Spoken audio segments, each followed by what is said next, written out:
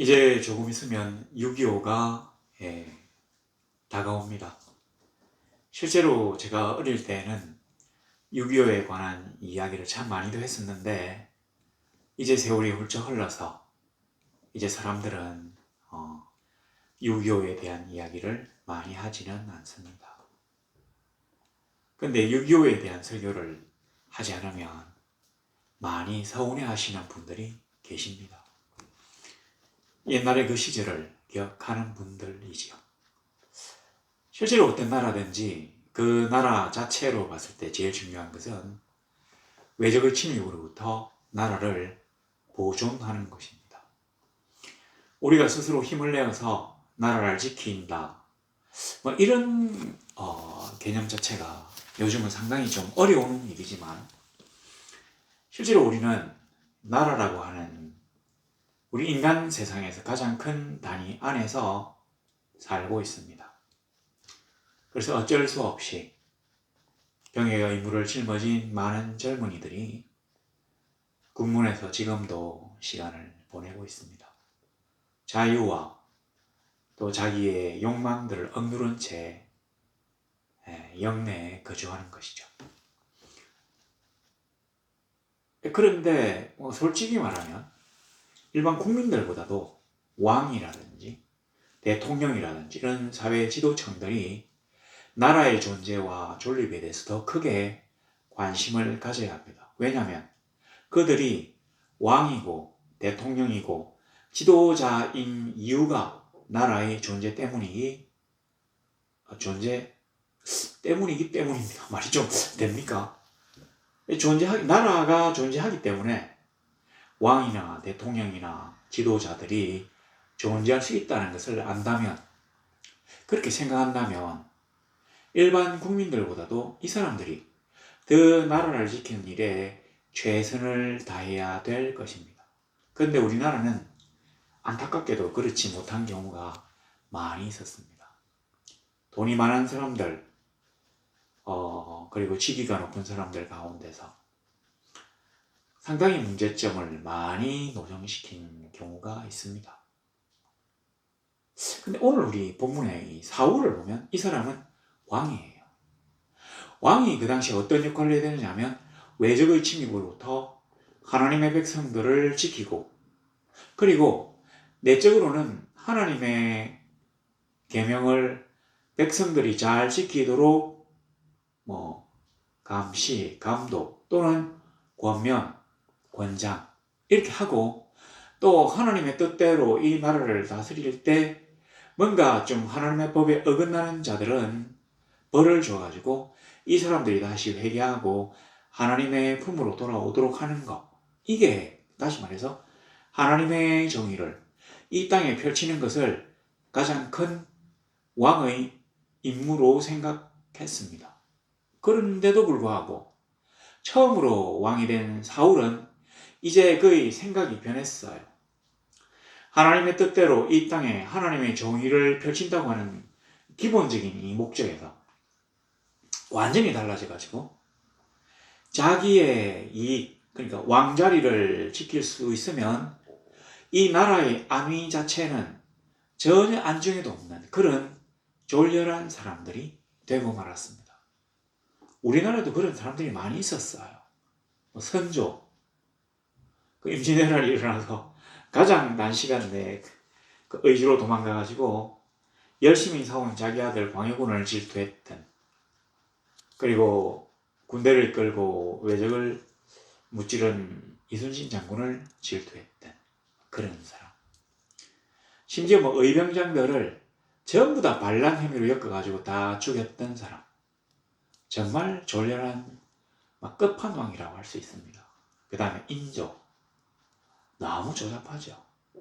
아들 막 죽이고. 외적 앞에서는 벌벌 떨고 국내에서는 막 난리를 치고. 또 고종. 500년 이러니 저러니 해도 500년간 이어져 내려왔던 나라를 들어가지고 외인들에게 갖다 바친 사람. 그것도 자기의 정권 유지를 위해 가지고 아버지하고 싸우고. 하여튼 그랬던 사람. 아내 꼭두각시로 민시천을 만들어가지고 나라를 부정부패 가운데로 몰아넣었던 암울한 군주. 그리고 뭐 이승만 대통령. 우리는 최선을 다해서 국토를 방해할 테니까 국민 여러분은 전혀 근심 걱정하지 말고 생업에 종사라고 해놓고는 자기는 부산으로 도망갔던 사람. 그러면서 보너스로 한강다리를 끊어가지고 국민들이 넘어오지 못하도록 했던 사람. 넘어오지 못했는데 적에게 부안해동했다고 부역자라고 학살한 사람. 뭐 이런 어떤 이 한국의 참 역사에 정말 안타까운 일들이 많이 있었어요. 근데 이 4월도 그렇습니다. 보시면 19장 8절에 보니까 전쟁이 다시 있으므로 다윗이 나가서 블레셋 사람들과 싸워 그들을 크게 쳐 죽이매 그들이 그 앞에서 도망하니라.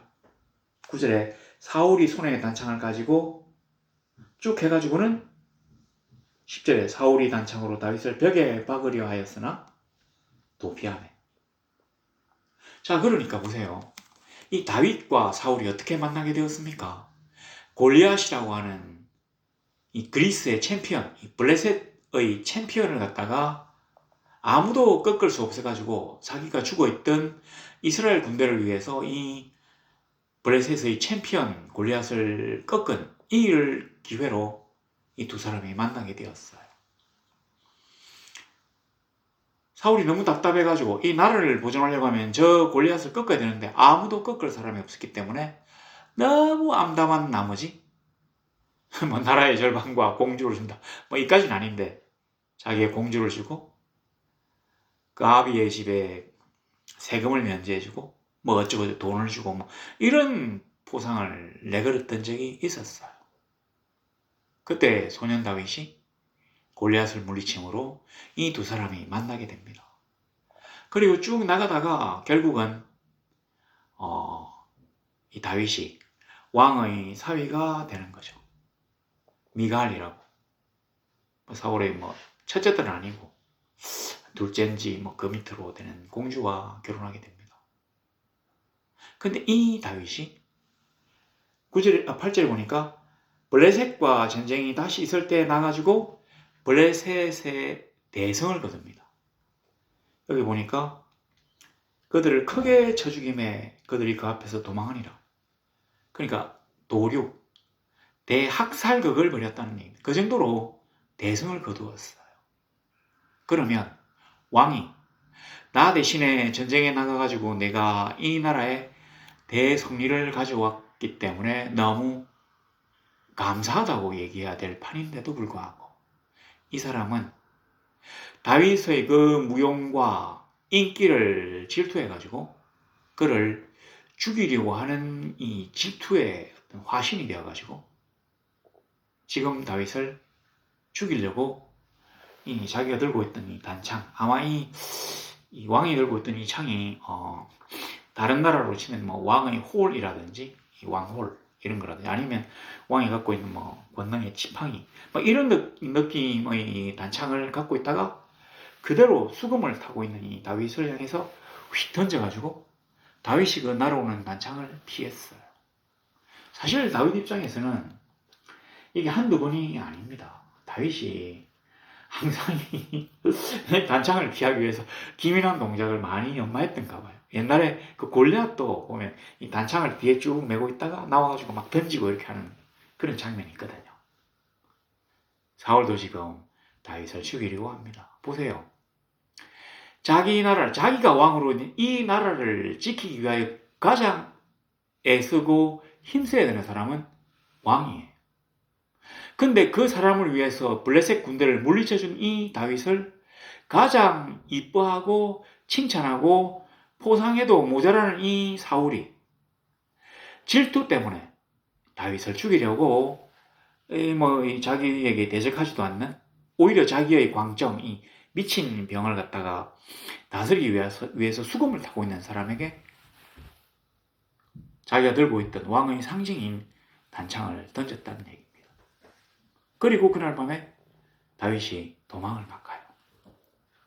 10절에 맨 끝에 보면 사울의 창은 벽에 박힌지라 다윗이 그 밤에 도피하며 11절에 보면 사울이 전령들을 다윗의 집에 보내어 그를 지키다가 아침에 그를 죽이게 하려 한지라.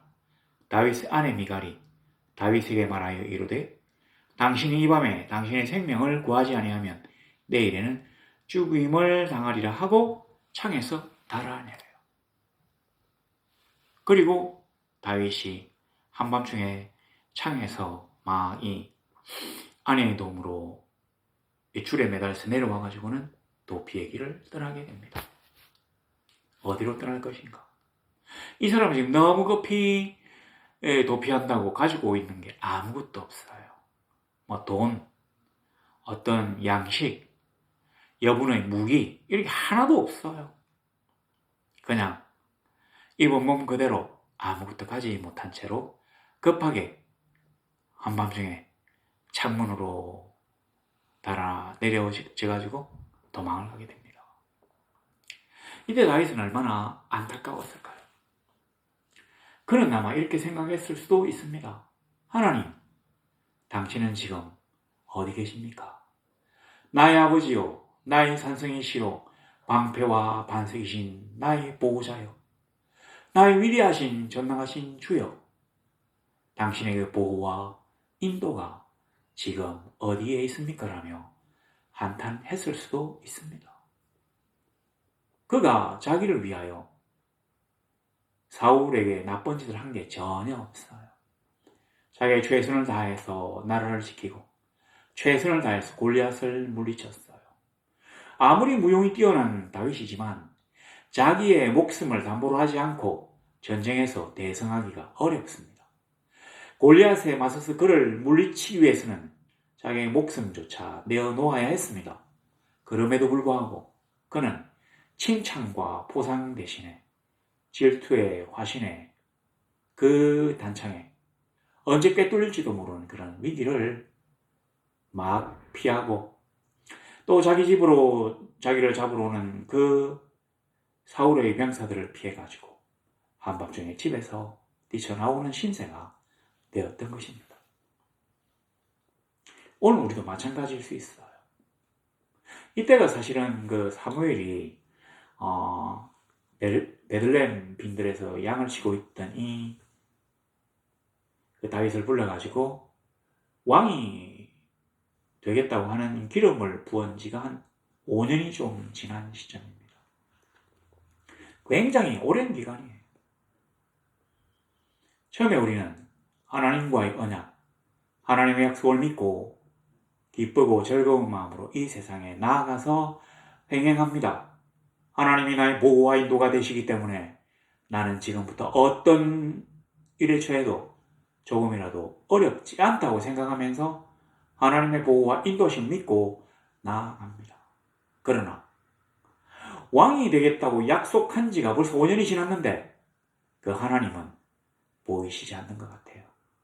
일시적으로 그가 왕의 부마가 되고 천부장이 되고 뭔가 약간 뭐가 출세한 것 같지만 급전직하해가지고 가지고 있는 모든 것들을 빼앗기고 지금 그는 정처 없는 망명자, 도망자의 신세에 처하게 됩니다.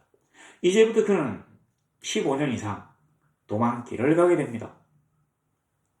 너무 비참하고 안타깝지요. 우리도 왕왕이 세상에 혼자인 것처럼 내버려질 때가 많이 있습니다. 그 누구도 나를 대신해서 이 어려운 길들을 헤쳐나갈 수가 없어요. 어떤 사람들은 백이 있다, 돈이 있다, 직위가 있다, 뭐가 있다 하면서 큰소리쳐요. 제가 알고 있는 많은 이들이 군역도 그런 식으로 면제받은 이들이 있습니다. 근데 우리네 이 믿는 사람들, 우리네 보통의 서민들의 자식들은 얄짤없이 몸이 불편하고 체력이 되지 못하고 여건이 불비함에도 불구하고 그냥 막 반올림으로 그냥 올려치기 해서 그 억지로 까내린다고 하는 말이 반대를 뭐라고 해야 될까요? 억지로 다 반올림을 해가지고 군에 징집을 합니다. 때로 우리가 이 세상에 나왔을 때 나를 위해서 단 한마디도 도움해 줄 사람이 없어가지고 여기도 안 되고 저기도 안 되고 갈 데가 없어서 자포자기하는 사람들이 얼마나 많이 있냐고요. 그러나 우리는 그 가운데서도 한 가지를 기억해야 합니다. 지금 하나님이 나와 함께 계시며 나의 등 뒤에서 나를 위하여 나에게 끊임없이 용기와 힘을, 능력과 보호를 불어넣고 계시다고 하는 사실을 믿어야 합니다. 그는 우리의 눈에 보이지 않지만 결단코 우리 주위에 계시지 아니함이 아니라 우리와 언제까지나 우리가 영으로 돌아가서 하나님 아버지 앞에 설 때까지 우리와 함께 하신 하나님이심을, 그의 인도와 보호를 따라간다면 인간들이 감히 감당할 수 없는 놀라운 일들을 감당할 수 있음을 우리는 믿어야 합니다. 우리가 하나님을 보지 못할 수가 있어요. 그러나 그는 아니 계신 곳이 없습니다. 그는 지금 가장 위급하고 가장 고단하며 가장 힘든 이때 우리의 곁에 계십니다. 왜냐하면 그는 우리의 아버지가 되시기 때문입니다. 다윗이 이렇게 암담하게 느끼다가 그가 또 피할 곳을 생각했어요. 어디냐면 라마죠, 라마. 라마는 그 사무엘의 고향으로, 사무엘이 여기서 이제 그 선지자로, 또 옛날에 이제 사사였, 지금은 글쎄 이때쯤에는 왕권이 좀 어느 정도 확립이 됐기 때문에 못하지 않았을까 싶은데 여기에서 선지 생도들을 기르고있어요. 보면 하여튼 미갈이 이렇게 신경을 많이 써서 다윗에게 시간을 벌어주기 위해 가지고 마네킹 같은 거, 우상 같은 거, 사람 몸통만한 걸 들고 와가지고 엽속털 막 뒤집어 씌우고, 아마 고대 이스라엘 사람들이 머리가 까맣고 좀 뽀글뽀글했던 것 같은데 막 그 뒤집어 씌우고, 그리고는 의복을 입히고 이불을 덮어놓으니까 아파가지고 막 자는 것처럼 보이고 막 이런 거 우리 생각합시다. 자, 이렇게까지 그에게 시간을 벌어주긴 했지만 어디로 가야 되느냐면 갈 곳을 알지 못하다가 생각난 곳이 18절에 보세요. 다윗이 도피하여 라마로 가서 사무엘에게로 나아가서 사울이 자기에게 행한 일을 다 전하였고 다윗과 사무엘이 나요스로 가서 살았다. 이 나요이라고 하는 말은 그러니까 라마 나요스에 가서 살았다는 얘기인데, 나요시 어떤 뜻이냐면 기숙사라는 말이에요. 기숙사, 거처, 거소, 처소 이런 뜻인데 기숙사예요. 그러니까 라마에 선지 학교가 있었는데 이 선지 학교 생도들을, 이 선지 생도들을 위해서 기숙사를 만들어 놓은 곳을 라마 나요시라고 합니다. 사무엘이 이제 자기가 직접 기름을 부었으니까 다윗이 다음에 왕이 될 것이라고 하는 것을 알고 있잖아요. 어떻게 사탄이가 다윗의 생명을 갖다가 위협하는지, 어떻게 하나님의 뜻대로 이 이스라엘 나라를 세우려고 하는 것을 방해하는지를 듣고는 다윗을 데리고 나요스로 갑니다. 선지 학교의 기숙사에 들어가서 같이 거주해요. 근데 이때 누가 또 이렇게 고자질을 합니다. 사울에게 다윗이 지금 사무엘하고 같이 라마 나요스에 있다. 그래서 여기 보면 20절에 사울이 다윗을 잡으러 전령들을 보냈더니 그들이 선지자 무리가 예언하는 것과 사무엘이 그들의 수령으로 쓴 것을 볼 때 하나님의 영이 사울의 전령들에게 임하매 그들도 예언을 한지라. 그러니까 이 전령이라기보다는 군대라고 합시다. 이 군사들을 갖다가 보냈어요. 잡아오라고.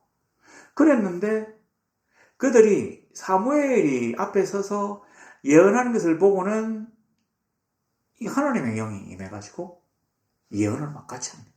우리가 여기서 예언이라고 써놨는데 예언일 수도 있고 또는 거룩한 성가, 하나님을 찬양하는 거룩한 노래, 가령 황홀경에 빠져가지고 막 이 노래를 부르게. 그러니까 다윗을 잡아가지를 못하겠죠. 자, 그리고 난 다음에 이제 20절에 어떤 사람이 그것을 사울에게 알림해 지금 당신이 보낸 군대가 지금 전부 다 막 헷가닥 해가지고 다 예언하고 막 성가 부른다고 지금 본연의 임무를 까맣게 잊어버렸다. 황홀경에 채가지고 아무 말도 안 듣는다. 그러니까 다시 또 사울이 다른 전령들을 보냈더니 그들도 예언을 했으므로 세 번째 다시 전령들을 보냈더니 그들도 연한지라. 하나님이 직접적으로 다윗을 보호하기 위하여 개입하시는 것을 볼 수 있습니다. 하나님은 미가를 통하여 다윗을 구하셨어요. 하나님은 자기의 일들을 이루시기 위하여 사람을 이용하십니다. 근데 상황이 더 급해지자 하나님은 직접 임하셔서 사울의 군대를 황홀경에 집어넣어가지고 그들로 하여금 다윗을 잡아가지 못하도록 하셨어요. 사무엘이 아무리 전직 사사고 사울을 왕 삼은 이긴 하지만 이 당시에 그가 물리력을 동원해서 사울의 군대와 맞서기는 어렵습니다. 인간의 힘으로 할 수 없는 일들이 막 나타납니다. 그때 하나님은 자기가 직접 개입하셔서 성령이 직접 임하셔서 다윗을 보호하셨습니다. 그래서 이제는 아무도 못 믿으니까 사울이 자기의 직접 가요. 22절에 보면 이에 사울도 라마로 가서 세구에 있는 큰 우물에 도착하여 물어 이르. 이 큰 우물, 아마 이게 우리식의 우물이 아니라 저수지 같은 큰 물탱크 같은. 하여튼 뭐 이 어떤 이런 울퉁불퉁한 지역 뭐 폭거지인데 물이 가득 쌓여 있는. 그래서 이 원문에는 그 큰 우물이라고 해요. 아마 세구라고 하는 게 라마 직전에 있는 뭐 아주 큰 하여튼 그런 저수지가 있는 지명 이름이었던 거예요. 거기서부터 물어가지고 하니까 라마 나일수에 있다. 그까지 가면서 자기도 막 예언하고 황홀경에 취해가지고 하나님을 찬양하는 성가를 막 부르게 돼요. 첫 번째, 두 번째, 세 번째 군대들을 갖다 하나님이 파괴시키시고 이제 사울 자체도 붙잡아가지고 하나님의 뜻대로 움직여 버리십니다. 그래서 보니까 24절에 그가 또 그의 옷을 벗고 사무엘 앞에서 예언을, 이게 옷을 벗었다고 해서 그 나체로 누워 있었다는 얘기는 아니고요. 그러니까 이게 겉옷을 벗었다는 얘기예요. 그러니까 자기가 지금 갖고 있던 왕이라고 하는 지위를 나타내는 겉옷을 벗어버렸다는 거예요. 하나님 앞에 그가 자랑하던 왕복을 벗어버리게 하신 것이에요. 그러나 하나님 앞에 단지 한 사람으로 변해가지고 하나님을 찬양하는 그 노래를 성령에 취해가지고 부를 수밖에 없게 되었다는 얘기입니다. 그래서 20장 1절에 보면 다윗이 라마 나요스에서 도망하여 요나단, 이 쭉 나오는데 뒤에 사실은 요나단과의 이야기 뒤에는 어디 갔냐면 높 땅에 있는 대제사장 아히멜렉에게로 도망을 갑니다. 실제로 이 높 땅은 이 기브아에서부터 3km밖에 떨어지지 않았어요.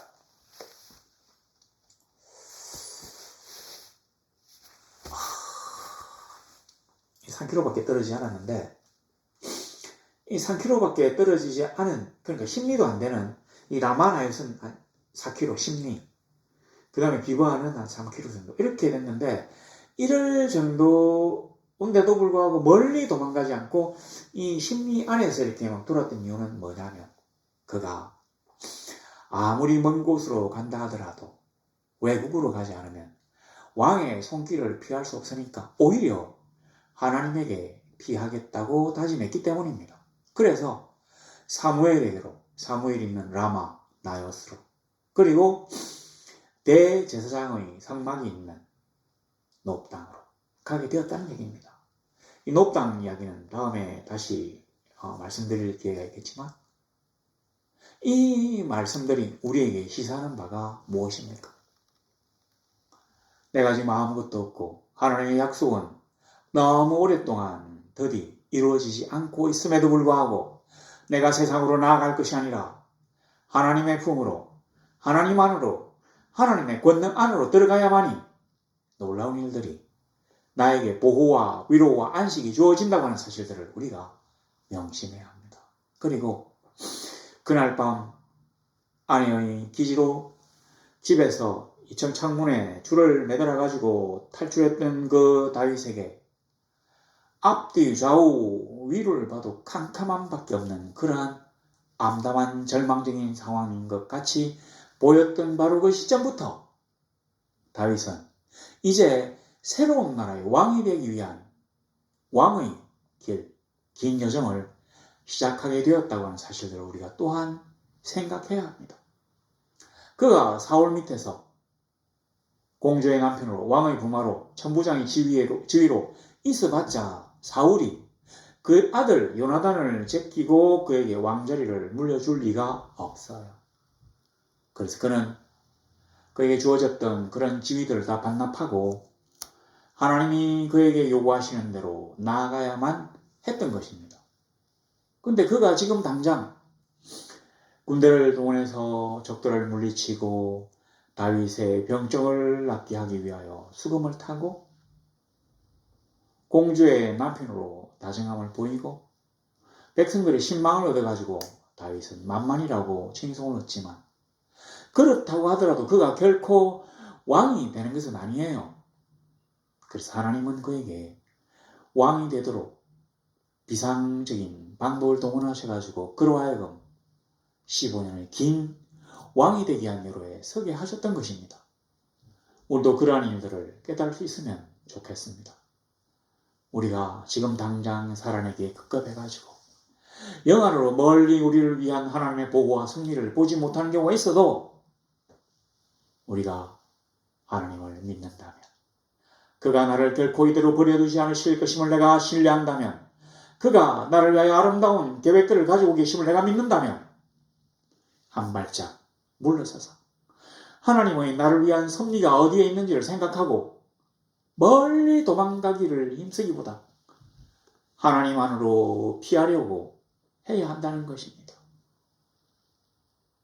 그럴 때 하나님이 놀랍게 역사하셔서 그가 결국은 이 긴 도망자의 길 끝에서 뭐가 되어서 돌아옵니까? 왕이 되어서 돌아오거든요.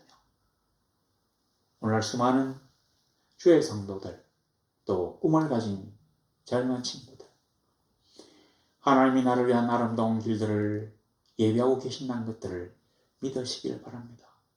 지금 눈에 그 길이 보이지 않고 지금 나에게 닥쳐진 상황들이 만만치 않음을 내가 보고 좌절하거나 낭망하거나 하나님을 원망하고 세상으로 떠날 것이 아니라 하나님의 섭리를 믿고 이럴 때일수록 하나님께 더 가까이 나아가야 하나님을 우리를 위하여 예비하신 그 섭리의 길에 우리가 설 수 있게 된다는 사실을 꼭 명심하는 성도들이 되시기를 우리 주 예수 그리스도 이름으로 간절히 소망합니다.